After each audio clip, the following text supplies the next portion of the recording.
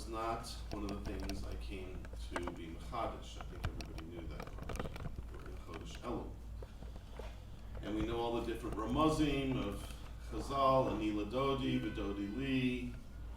It's a time of renewing our love for Hashem. And is it okay if you turn us on the air conditioner, Steve? Are you going to be okay with that? For 5-10 minutes? Oh, 5, 4, 10. 5 and 10 still. So that's one aspect of Elul that we try to work on at this time, our love of Hashem. Another aspect, which they darshan from the word Elul, is Ina Liyado, that it's one of the phrases used regarding the Ir Miklat, which they say is a hint to the fact that Elul is a type of an Ir Miklat. There were times in years past that the Jews used to go away for Elul, because even though we have business to run or things to do, but Elul is a time of recuperation, as it were, trying to recoup our losses and prepare for the Yom Hadin. Just like if a person had a real court case, he would meet with his lawyer and he'd get all the arguments straight, and he wouldn't just wait till the last day to do it. Of course, there are some people who do, but they usually lose the case. People who win the case because they thought out all the arguments and all the possible cross-examination and different things. And that's part of what we're doing. That's what an Ir Miklat is. It protects you from someone who wants to kill you, even if it's not your fault, right? You fell off the ladder or something like that, chas v'sholom, right? We're talking about it wasn't really your fault, except it could have been prevented.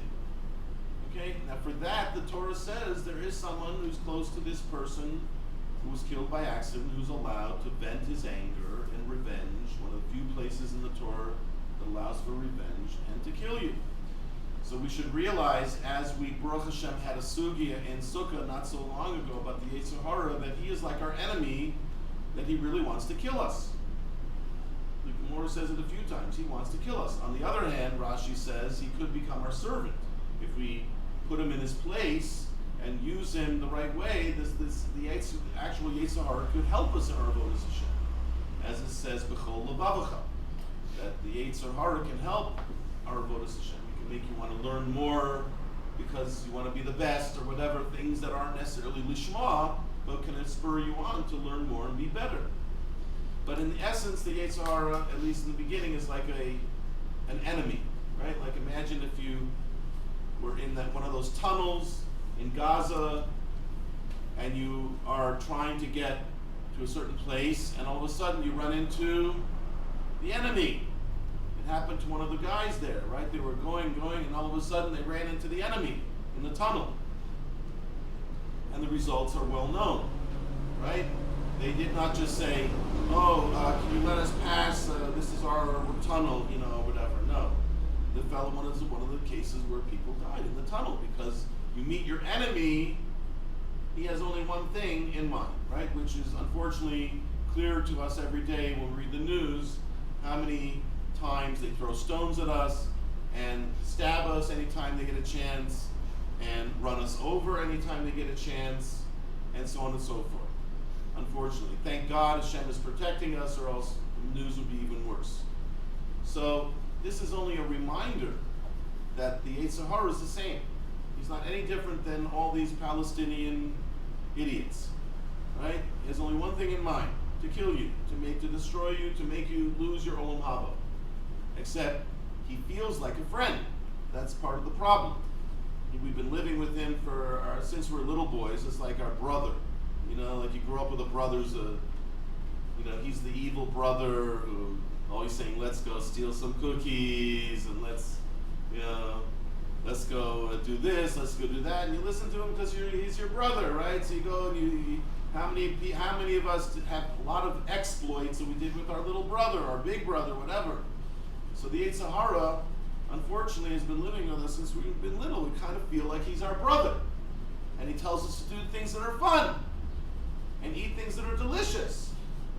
So it really is is like a fun guy to have around, right? Except the reality is that he has one purpose in mind. And the Gemara even says the worst part is that he's actually going to be the prosecutor after he entraps us. It's like one of these news stories you read about. They set up the sting. It's called a sting, right?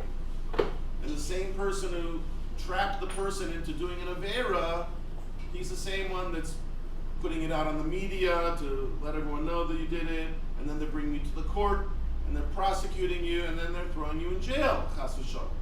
That's what the Yetzer Hara is. He's doing all the jobs, right? He's in charge of all those jobs. He's the Malach HaMavis, he's the Satan, right? Etc. So in a sense, Elul is an Ir Miklat. We can get refuge from our enemy, the one who wants to kill us, because he's not doing it without reason. We have done things even inadvertently that do deserve punishment. And this is a time that we should feel that Elul is a kind of a miklat, that you can run into it and feel like, this month at least, I have protection. This month, I'm preparing for Rosh Hashanah. I can ask him to leave me alone for a little while. And of course, the best place to do it is in a yeshiva, because we're sitting and learning. Normally, the Yetzer Hara leaves you alone. As the Gemara says, Barasi Yetzer Hara, Barasi Torah Tavli. I created the Yetzer Hara, but I also created the Torah as an antidote. So it certainly helps us when we're learning, and can even help us when we're not learning if we learn it the right way. So, Elul is a miklat. That's another thing about Elul, okay? But all these different aspects of Elul, which we could go on and on about, as Rev Schatz spoke about last week, that Elul is also the Rosh Tevos of doing a bris milah on your heart, and it says, Es levavecha ves levav zarech. It's a special time for circumcising your heart and the heart of your children. You can try to make it a family affair, right? It's not always easy to get your family involved in Yiddishkeit or to get as excited about the Torah as you are, but Elul is a good time. Everyone is either wants a shidduch or wants to do a good business deal, at least not to lose everything on Wall Street or whatever. Everyone has something at stake. Even little children feel that they have a lot of things. You ask them for their list, what's their bucket list or whatever, right? Whatever you call it. They have a longer list than you do of things they want, right? They want a bicycle, they want this, they want that, right? And if you ask your grandchild, they'll tell you also all the things they want their grandfather to bring them, right? So this is a good time to get everyone on board. Es levavecha, es levav zarecha. Let's do it together. Let's get ready for Rosh Hashanah so we can have a fantastic year. We can get all the bicycles we've been wishing for, all the tricycles and all the jump ropes and all the cars and all the whatever, all the physical things, of course, spiritual things as well. You can jump on the bandwagon and say, and we hope that everyone's going to be healthy, and we hope that everyone's going to be happy, because how many people aren't happy that we know about, who get divorced, or things happen to make them extremely unhappy, and happiness is part of the din of Rosh Hashanah. It's a thing we can daven for Rosh Hashanah just like everything else. Okay? So, it's a time to circumcise your heart and the heart of your children, because you can do it as a family. Every Shabbos you can say, look, Baruch Hashem, we're not just afraid of Yom Adin, we're excited that there's a Yom Adin. We can reverse everything. As the Gemara says, whoever starts Rosh Hashanah as a Rash, because one time it says Reishis Hashanah without the Aleph, so it's almost like the word Rash, which means a poor person. It says if you start that way, you'll finish it as a rich person. Meaning if you start out with the realization you really have nothing on Yom Adin. Everything is re-cheshbon, everything is reassessed, right? They go and they figure out, do you really deserve this? Do you really deserve that? And every single thing you own or that is part of your life could be reversed for the good or for the better, right? So this is the time to rejoice, because how many things in our lives we're happy with, Baruch Hashem, but we could be a bit better, and how many things are not so great that wouldn't it be great if we could just reverse it? But sometimes it seems like it's beyond our control, but it's not beyond Hashem's control. So Rosh Hashanah is an opportunity to circumcise our heart by getting excited about Yom Adin, not by just being afraid. Of course, fear is part of it, but we don't have to stress that as much as the excitement that it's a special opportunity to renew ourselves, to rejuvenate ourselves, right? Okay, now, having said all that, Elul is also a difficult time because most of us have had a few Eluls down the line, in the pipeline, as they say, that we've kind of wasted in the past, or we felt like we were accomplishing something and then it all sort of fizzled and went up in the air, right? How many times do we have the resolutions?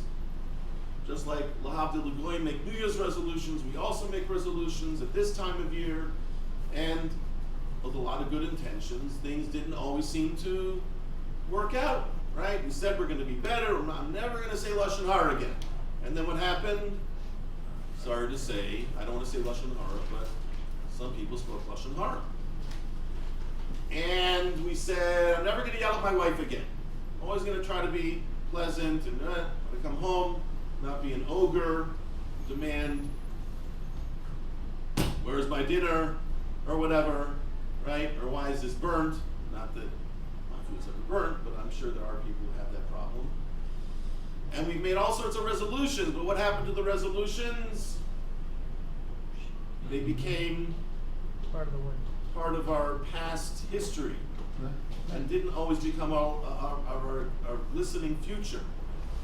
So a lot of us approach Elul with a feeling like, Elul again? Oh yeah, the shofar. Oh, I hope we can get through this. I'm making plans for Sukkot. That makes me kind of happy. Sukkot makes me happy because maybe we'll go away, or maybe we'll have friends, or maybe we'll do this, or maybe do that. Rosh Hashanah Yom Kippur. I hope we get through Rosh Hashanah Yom Kippur. Then we have Sukkot, right? So we kind of want to get through it, right? It's like the joke that someone once said, you know, I hope we make it past Mashiach. You know, it's going to be so difficult when Mashiach comes. I hope we make it past Mashiach. People don't realize how beautiful it will be when Mashiach comes. But of course, they're right as well. It will be a difficult time. Just heavily Mashiach. Gog and Magog, right? Mashiach ben Yosef will be killed. We learn that in the Gemara. On the other hand, so we have to get ourselves energized. We have to approach this Elul somehow in a new way. Renew our Elul, not just our Rosh Hashanah Yom Kippur. By renewing our Elul, the hope is that we could actually accomplish something new for Rosh Hashanah Yom Kippur, Bezrat Hashem, and have a wonderful new, tough, Shin, Ayin, Vav. Okay. Tishu. Okay? Now, would you like one? we will have one. We will all have a Tishu. You want a tissue? We will all have. The tissue. Right? And the word Yeshua, which is the root of Shu, means salvation. So it could be, and it says Mashiach comes, I think, in Motzei Shemitah. So we never know what's going to happen. This could be a real opportunity. So, having said all that, that was just my introduction. As always, we know that if we really want to find some kind of help in Avodas Hashem, the best place to look is in the Parshas HaShavua. And one of the tricks of the trade is to realize that everything happens for a reason, and exactly what we need is in Parshas HaShavua. So let's try to think in that respect of getting excited about helping prepare for Rosh Hashanah Yom Kippur. What does this parsha do for me? Okay, now I noticed a few things when I was preparing the parsha that all seem to resonate with this message. And I will start by saying that there's two ways to approach turning a new leaf, right? Getting better in life. One is we could just say a huge campaign. I'm going to do something huge, okay, which sometimes helps. I'm going to become the biggest Baal Chesed in my neighborhood, right? And then you start doing Chesed, you start doing this, start doing that, and a lot of times you accomplish a lot more by making something huge, right? Where you say, I'm going to bring 20 new people into the yeshiva, into Tzalmanavshi, right? Fantastic thing. You start calling people, start making calls, make a project, make a campaign. That is a very good way to get yourself motivated. Instead of thinking small, you think big. Okay? That is a way. However, sometimes you run into problems that way because you can start to you lose wind, you lose momentum, you get kind of depressed halfway through. You can fall on your face. One of the biggest ways to succeed in Avodas Hashem is to take small steps. even if you have a big project, a big goal, you have to take baby steps. Now, what do we accomplish with baby steps? One of the things is that every step we will succeed because we're not trying to bite up more than we can chew. So even though we're maybe have a big goal in mind, but we're going to take small steps to get there. That way we never really fail. As it says, the trip of 1,000 miles or 1,000 whatever starts with the first step. Right? Take a step, take another step. As long as you're walking in the right direction, hopefully you'll end up in the right place. There's another reason why taking steps helps, because the first step accomplishes something. The second step builds on the first step. Right? Not necessarily when you're walking linearly in a journey, that just gets you further and further to your goal, but in Avodas Hashem, if I do a chesed, now that's going to build siyata d'shmaya. Now the next little chesed I want to do, I'll have more siyata d'shmaya. I'll also have a better impression of my own self. I'll have a self-esteem. I'll have a self-image of being a good person. The first time, I didn't really have it so much. Now I realize I'm more of a Baal Chesed than I thought. It gives me inspiration to try. It also gives me somebody who experienced it is now a friend of mine, and they may want to help me, or I might want to look at them and see the chesed I did to get me to the next step. So little steps also help build to a larger result.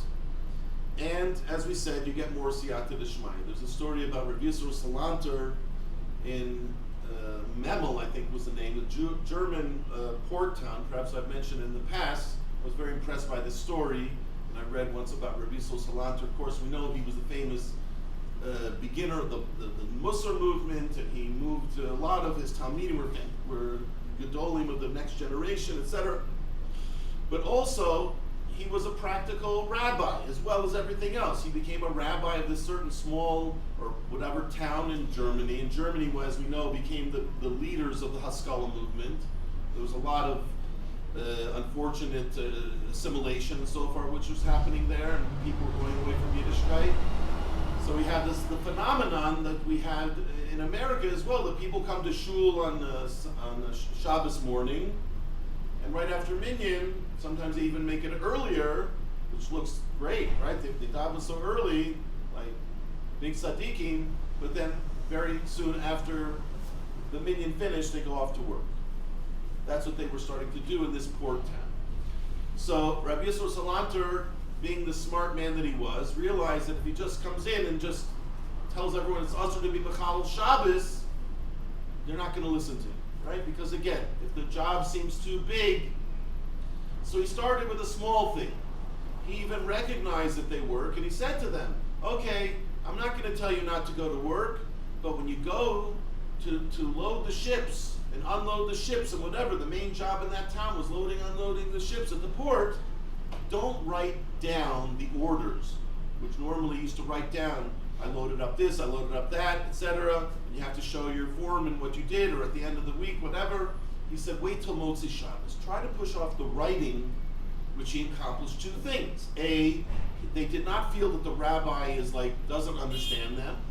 They did not feel that the rabbi was in some other hemisphere of their life. They also realized that the rabbi doesn't look down on them, which is extremely important. He was relating to them on their level. As well as he was not taking the first step with something insignificant. He was talking about writing, which is the malacha d'oraisa. All other things might have been d'rabbanan. But the real genius of what the Rabbi Yisroel Salanter did is the fact that by asking him to do that first step, it allowed him to come back a few months later and ask him to do the second step. Now you would think the second step would be even more difficult, because you've already asked me to do this, now you're asking me to even to do that? Why, when he came back a few months later, he said, you know what, if a ship has to leave and you have to load it up, you can't put that off. But if a ship comes in, you could put off unloading it till Motzi Shabbos also. Please do that as well. And that they also acquiesced to. And by the time it came a few months later, the time when he wanted to ask them to stop working entirely, not even to unload the ships, or load the ships, he didn't even have to ask them. One of them had already decided to quit that job or whatever, and become more Shabbos observant. What happened over here? It's the opposite of what you would have expected. You would think the rabbi asked me to do this, and now you ask me even to do that. The answer is that a mitzvah has kedusha. The mitzvah has kedusha. That's what we say every time we do a mitzvah. Asher kedushanu b'mitzvosav. He sanctifies us with his commandments. One of the pshatim is that a mitzvah has kedusha. If you do a mitzvah, you create like a malach. You create a kedusha. So by taking small steps, you not only accomplish that I went from A to B, which is a little bit closer to C and then to D and wherever I'm hoping to get to, but I also created a kedusha from that. I created an extra siyata d'shmaya and an extra love for the mitzvah. That's what we don't realize. By doing a mitzvah, you create a love for the mitzvah. By having them keep Shabbos, they developed a love for Shabbos. The more, as David Melech said, Tamu Ru'u Ki Tov Hashem. Taste it. Sometimes just, you hear about Shabbos. How many of us had that experience? We heard about Shabbos. Oh my gosh, you can't drive, you can't this, can't that. Can't. The Jews are just, you come into Shabbos house, you sit down for the meal, and the zmiros, you can't believe it. It's like you're dreaming. It's like so beautiful and so amazing. And then the food, of course, is also usually amazing, right? And then you get the zmiros, and the people are dressed so beautifully, and the children act so nicely, hopefully, sometimes, right? And then you get divrei Torah, and then you get a smile from the balabas. It just builds and builds and builds. Shabbos sells itself, okay? So it's not just that Shabbos is enjoyable, but also this kedusha. You keep a mitzvah, you create kedusha. And this is what the Chazal tell us, mitzvah goreris mitzvah. One mitzvah schleps. You know what they have in modern Hebrew, an auto gorer. Anyone know what an auto gorer is? Probably if you own a car, you unfortunately know what an auto gorer is. A tow truck, right? But sometimes your car doesn't move, and you need a tow truck to schlep it to where it can get fixed, hopefully. That's what gorer means. Gorer means to schlep. So mitzvah goreris mitzvah means what? One mitzvah schleps the next one, right? I didn't really want to do this. Something's schlepping me to do this mitzvah. What's schlepping me? The mitzvah schlepping me. The mitzvah I just did a few minutes ago gave me a ratzon to do another mitzvah. It showed me I can do it. It gave me kedusha. It gave me siyata d'shmaya. It gave me a new self-esteem. That's called mitzvah goreris mitzvah. And we find this repeated again and again in this week's parsha. I'll try to list it now just quickly, hopefully that I give to this wise group of people a bit of a hint. You can go back to the parsha now and find many more examples. But I'll list you the examples I found, and it works in the other way as well. There's also the expression avera goreris avera, which you also find in this week's parsha. Both of them are emphasized, especially by Rashi, which is amazing. The Rashi doesn't always go into the ethical aspects of all the mitzvahs, but he does sometimes. In this week's parsha, I noticed it happened quite a lot. As if Rashi knew you're in Elul and you need the extra push to get ready for Rosh Hashanah. This is the extra push. Remember, mitzvah goreris mitzvah and avera goreris avera. The stakes are high. You do a mitzvah, you open up a gate to another mitzvah, which opens up a gate to another mitzvah, and it just keeps building and building. Avera goreris avera. You do one avera, you create a kind of a tuma, chas v'sholom, Chaim Volozhin says, which brings on the desire for more of that. Like someone told me this week, he went to the smorgasbord, he ate, and he started eating. Couldn't believe later how much he ate at the wedding. It affected him he couldn't sleep properly. That's what happens. And now we find that in this week's parsha, an amazing frequency.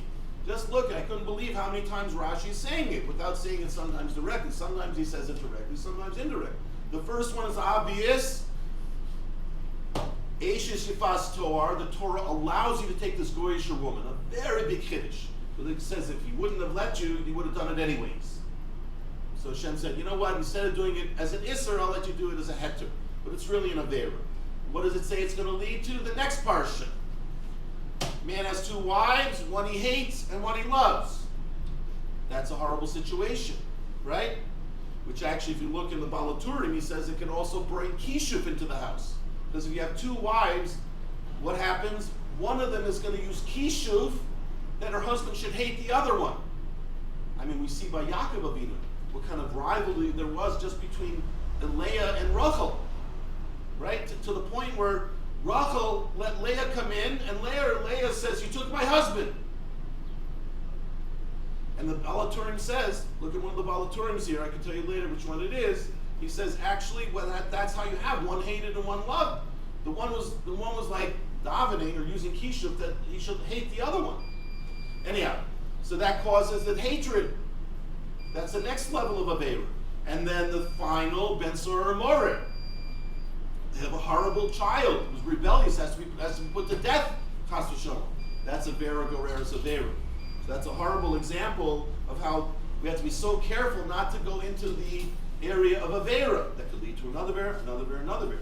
But on the other hand, we have it the other way around as well. Mitzvah Goreres Mitzvah. Rashi says so actually in the Shiluach HaKen. We have Shiluach HaKen here in the part about here. This is in the second part of the. It's in the second Aliyah. At the end of the second Aliyah, before Shlishi, talks about Shiluach HaKen, and then it talks about building a micah to your house, putting a railing on your roof so people don't fall off, and so on and so forth.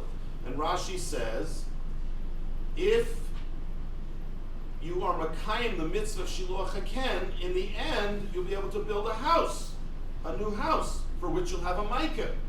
What's that? Mitzvah Goreres Mitzvah. Okay? Shemitzvah Goreres Mitzvah, Rashi says it, black on white.